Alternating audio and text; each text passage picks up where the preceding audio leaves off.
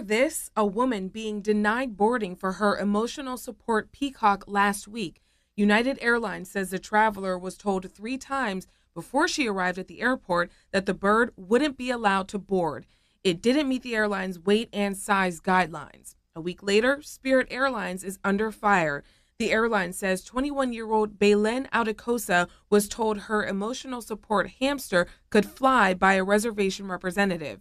That was a mistake. When she got to BWI Thurgood Marshall Airport, Audicosa was told her hamster, Pebbles, wasn't welcome on the flight. A Spirit spokesman says Audicosa was offered a later flight without the rodent. She told the Miami Herald an airline employee told her to flush the pet down the toilet. And after spending several hours trying to make other arrangements to travel to Florida with Pebbles, Audicosa says she thought it was more humane to end her life quickly than to let Pebbles die in the wild. In a statement, a spokesman for Spirit said, "After researching this incident, we can say confidently that at no point did any of our agents suggest this guest, or any other for that matter, should flush or otherwise injure an animal.